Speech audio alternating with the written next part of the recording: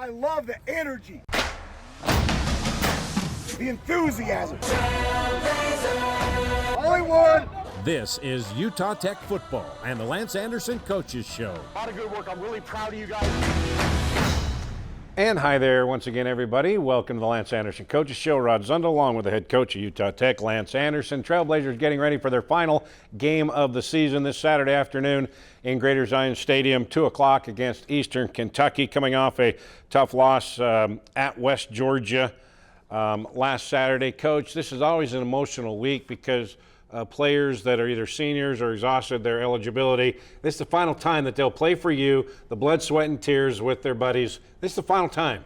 Yeah, this is always a tough week because you know the end of the season is right around the corner. You put so much time into this. The guys invest so much, and especially those guys that are seniors where this is the end their football career. But also, it's just tough as a team because you know that this is the last time that this group like this will be together because it'll be a new group next year, and it's always tough. Yeah, you have 17 that will be making the walk and being honored on Saturday. Now, when you do that, when some of the players, the seniors, have not played as much as they'd like to, we try to get them in the game a little bit more. You know, if the situation allows, we certainly will. We're definitely aware of that this week with a lot of those guys, and we would love to get them an opportunity if possible. Okay, so we'll talk more about Eastern Kentucky a little bit, but in your preparation this week, because you go back year to year, you want to improve, but a win here will triple the amount that you had last week. Doesn't sound like a lot, but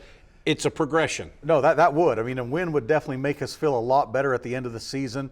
Again, I believe we are a better football team. We've improved, but we're not where we'd like to be in terms of the wins and losses. Yeah. That's why finishing with a win would do a lot for us. Okay, so we go back to last Saturday, the final road game, not only of the season, but in the United Athletic Conference, and that's something that we'll talk about a little bit more throughout the show. West Georgia, they're kind of like you, trying to find themselves, but they had some good success the last few weeks. They, had won the last 3 games by basically 2-point average, so they were finishing games, which you were trying to do. Exactly. Yeah, they're a good football team. They've definitely improved from last year. The thing we knew going into that game was that this was a very athletic football team, a team that ran really well, and we knew it was going to be a good matchup for us. And when we go back and look at the highlights, offense had its moments, but you just kind of shot yourself in the foot like you did the previous week at Abilene Christian.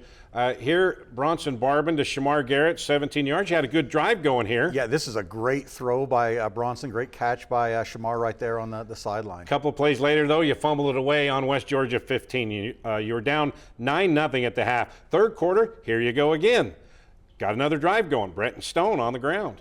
Yeah, great run here. And again, we had some success on the ground with Breton, Asa Chapman, and Chris Street at various times throughout the game. This is third down, trying to get third and long. You got it to Eric Olson, but you missed a field goal. So There's at least 6 points that you've left out on the field on those 2 drives. Mm-hmm.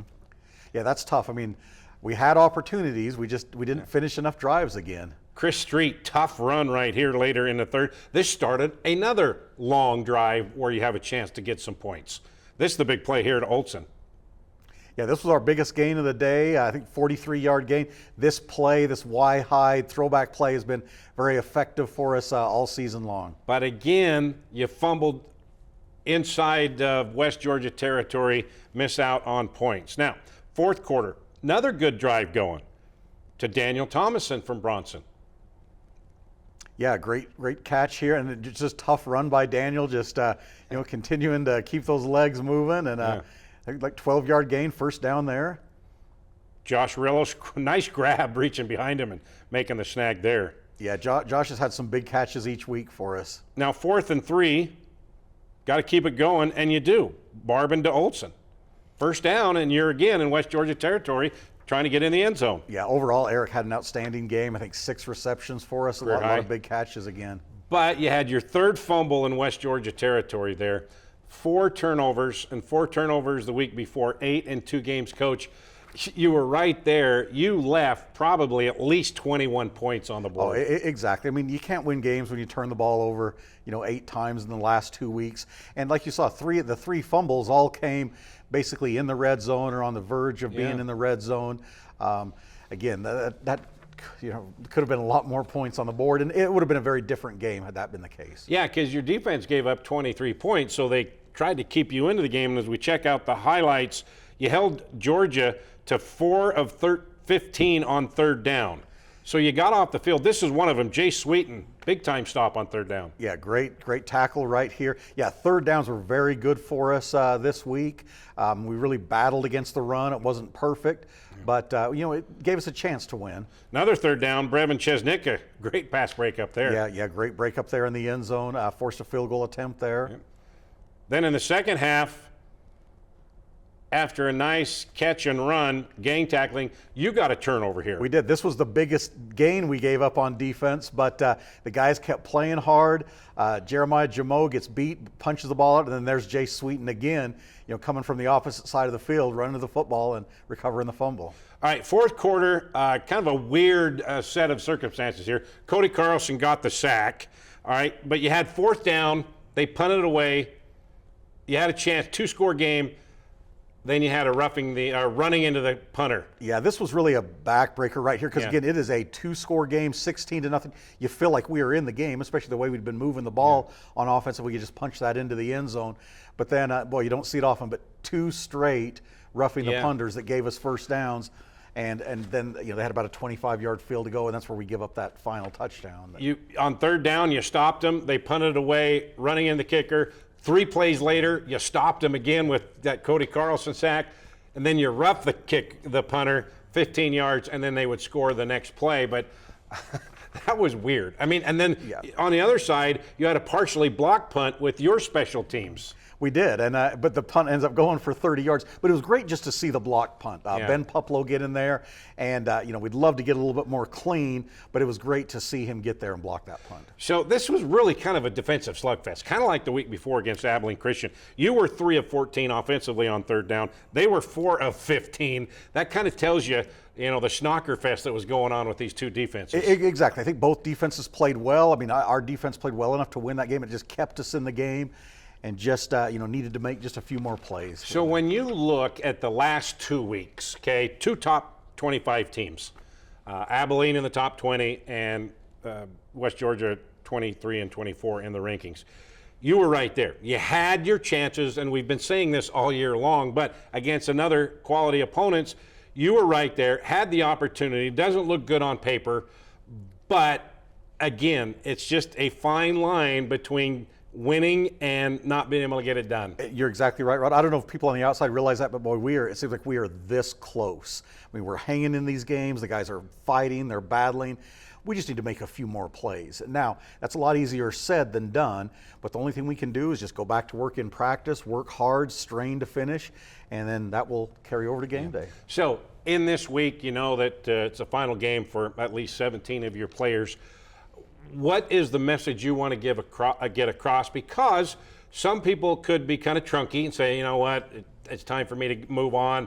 We got a week left. And other guys saying, I need to prove myself so I can come back next year and have a better shot at it. So you got that dynamics going. What do you want to accomplish this week? Yeah, the big thing for me is I want us to finish strong. I want our guys to all play like they love playing the game of football, and this is our last opportunity to play this year. So we want to make the most of this opportunity. I also think, like you said at the beginning here, this is a special week because of the seniors. Yeah. You want to be able to send the seniors out the right way. You want them to enjoy their final experience on the field representing Utah Tech University. So I think there's a lot for us to play for as a team.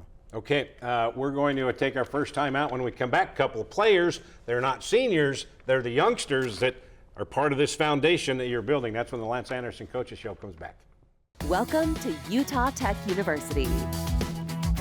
From classrooms to cliffs and lectures to lakes. Here, we celebrate active learning, active life.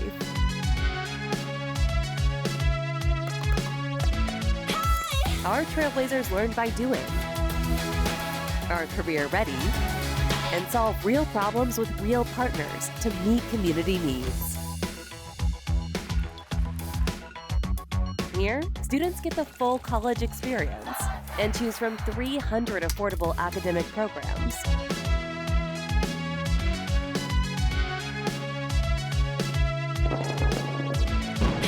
All in one of the most stunning destinations on earth. With this as your backyard, life is just as active as your education.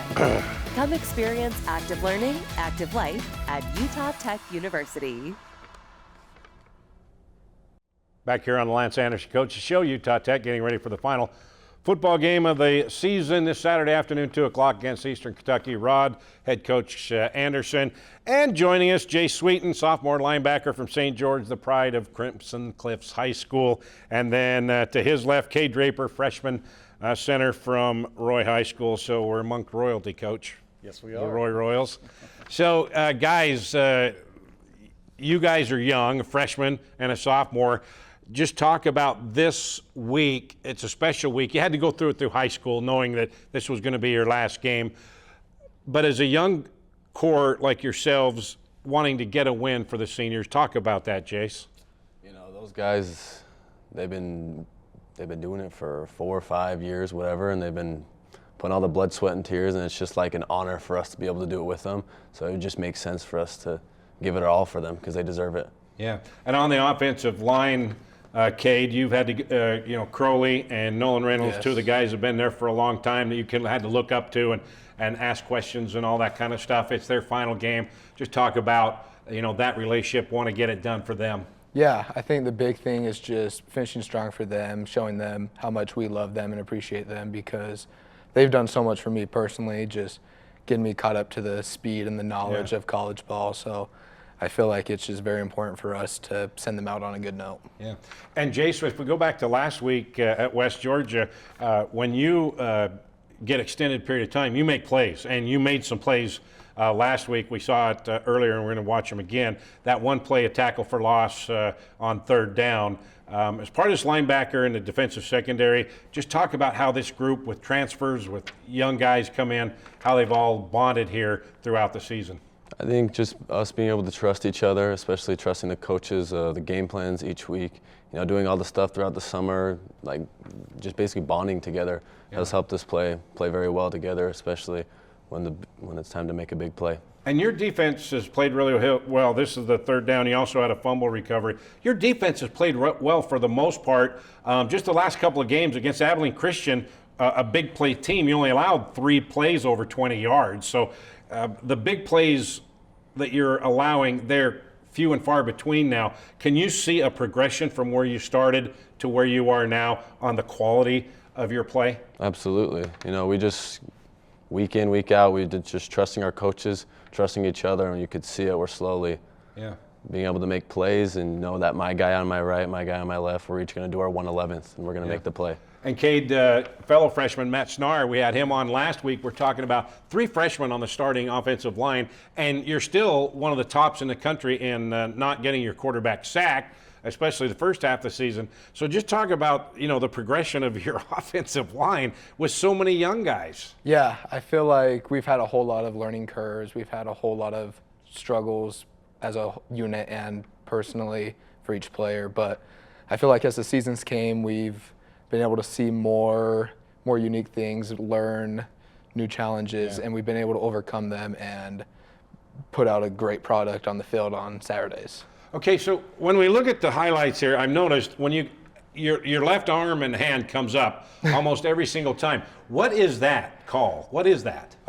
Calling the fronts. We all got to be on the same page. We all got to know exactly what our job's doing. They change each time depending on how the defense lines up. So I call it out. We all tell our jobs, and we run as a unit. Okay, all right.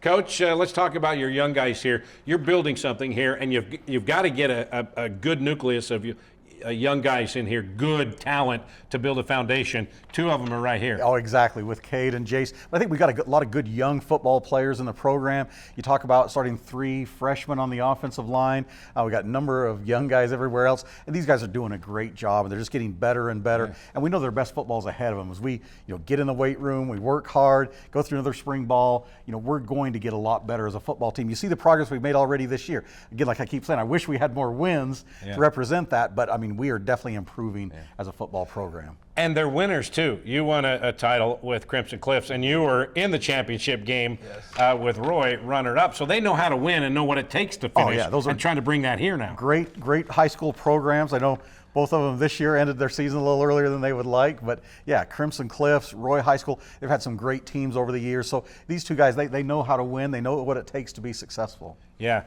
So you were all-region, all-stater, and shot put as well, right? You were third in state in shot put, and you have one of the top 3 throws shot put for Roy High School. Yeah. And you're a 4.0 all the way through high school. Yeah, it was. What's going on, dude? Don't you ever go to the Burger Barn and take time off your studies? I think my mom wished I ate a little less growing up, but yeah, I mean, it was super fun. Like, I think shot put was kind of my time away. Like, it gave me a little bit of a mental reset. It was, and I did track for all my friends. Like, it was so much fun just being with them. So yeah. Yeah. So, and you're the career leader at Crimson Cliffs in interceptions. Yeah, I think so. Yeah. So you've had more interceptions. When are you going to get your first here? I'm You got to get it. I gotta get it. And become the career interception leader at Utah Tech as I know, well. Absolutely. You might as well have 2 records in St. George. So, Jace, tell us a little bit about yourself. We know that you're from St. George and Crimson Cliffs, but tell us a little bit more. Shoot. I mean, I love to fish. I love fishing. That's probably my favorite thing to do. Like, any chance I get, I will go fishing. Okay, where? Nah, there's nothing really good here. You got to go up north a little bit where it's a little colder. Because I like trout. You can bass fish. Are we around here. talking north to Strawberry or north to Panguitch and Otter Creek? Like that. I mean, I don't got time to go all the way north. But So when you say north, where do you go trout fishing in north? Tell us your secrets, your favorite hole, because I want to know. You know, we could go. I have a cabin in Beaver. Okay. So there's a ton of lakes in Beaver, so I like to go there in the summer and stuff. But I like to fish Enterprise because it's not very far. And you get a little bit of both. There's smallmouth and there's trout in there. And I've never caught a fish at Enterprise. Really? There's 2 reservoirs. Are there what? There's 2 reservoirs up there. I know. I went to Upper and Lower. You got it. Nothing. I sat there, Coach. I got impatient. No, so you So- have to be patient. That's the Yeah. key to fishing. All right. Tell us about your family. Where do you fit in? I'm the middle. I got 2 older siblings and a younger sibling. I got an older sister. She's a nurse. She's awesome. It's actually her birthday today. So happy birthday, Chloe. And then my older brother, he's doing construction right now. He's getting his contractor's license, and I have a younger brother that he is an 8th grader, and he just finished his football season. He lost in the championship. Okay. All right. Tell us a little about you. Grew up West Haven, Utah. Funny story, I actually grew up 3 minutes away from Snar. So me and him lived right next to each other. Really? Yeah. But he went to Fremont, He right? went to Fremont. Yeah.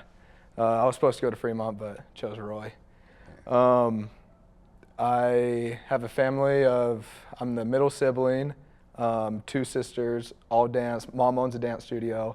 Can't dance, so don't ask that. So, but yeah, That was my next question, Coach. Yeah, can't dance. I'm the only one in the family that can't dance. So So you're the only boy amongst only boy. girls? Yeah, older and younger sister. How was that? Were you their protector, or were they your protector? My older sister was definitely a little bit more of a protector than I was, but for my younger sister, I'm more of the protector. Yeah.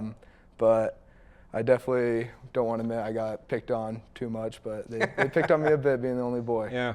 Now, you had a lot of accolades in high school, and you're in the shadows of Weber State. Had a chance to go there. Why did you choose Utah Tech? Chose here. Big reason was the coaches. I felt they believed in me the most out of all the coaches that recruited me. I felt they were going to give me the best opportunity to play and show what I can do. Love it here in St. George. Always sunny. Except for today. Except for today. Today's a little rainy. And then love the school. Like, everything's been so nice. It's a very nice area down here. And what did you like about this guy? Rod, the very first time I really got a really good look at Cade was in camp here before his senior year.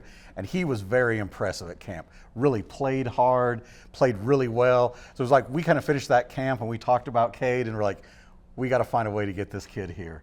And we're very glad to have him, and well, he's exceeded expectations, becoming a starter as a true freshman on the offensive line, which is not an easy thing to do. Yeah, and as a head coach, I mean, these two guys are pretty incredible athletes when they're in high school, but and playing multiple sports. But when you look at a shot put guy, especially for an offensive lineman to get that initial thing, does that come into account when you're looking at a guy and what he can do? It does, especially someone who's as successful as Cade with the shot put. To me, that's just a great measure and a great indication of how explosive of an athlete he is. And that translates directly to playing offensive line where you have to be explosive. You got to be able to come off the ball, knock those defensive linemen off the ball, and I think shot put's a great measure of that. And Jace, you had a heck of a career and had a chance to go a number of places. So why did you choose Utah Tech? I love the coaches. When I came on visits, the players were super kind to me. They made me feel welcome. They made me feel a part of the family already. And I was like, this is a place I'd want to be, and it's home. I got family here. I'd like to be like the hometown hero kind of thing. Yeah, and we talked about his athletic ability and all that, but this guy, he's got the length to play DB, but the strength to play linebacker. He can play both positions, which is a great thing. And Jace is just going to get stronger and more physical as time goes on. Like when we first got here and recruited Jace, the thing that really started, he played safety at Crimson Cliffs and a very good athlete. Like he showed his coverage. You talked about all the interceptions, and you knew like with his frame that boy, this guy's going to turn into a really good linebacker. And you see the things he does right now, like you saw the play in coverage on third down, the tackle for loss, run to the football, recover in the fumble. Those are the things that Jace is doing a really good job of right now. Outstanding special teams player, does a really good job in coverage, and as he continues to grow and develop, get stronger, he's going to be a better and better football player. So I'm going to ask both of you the same question. As the young nucleus and foundation for what they're trying to build here, Jace, what do you want to improve on? If you were a safety, playing back, but now you're right in the middle of things, getting knocked around. What is it that you need to improve on for yourself? Is it getting those legs just to be tree trunks or what? Absolutely. I just got to get stronger. I'm getting the plays down pretty well. I just got to get stronger and be able to have a better pre-snap vision, be able to alert things. And I think because you already have the knack to being a ball hawk, being a safety, and so many interceptions at Crimson Cliffs. You already have that. Now to bring in the strength of the linebacker to have that dual capacity, that's a heck of a threat right there, Coach. Great combination. I mean, we want linebackers who are athletic and who can run, and that's definitely what Jace can do. So when we see you next year, how many more pounds you're going to have put on? You want? Oh, I got to get at least 15. 15? 10 or 15 pounds on me. I got to be a little thicker. I'm a little light. I'm a little light in the box. Okay. All right. So what do you weigh now? I'm like 210, 215.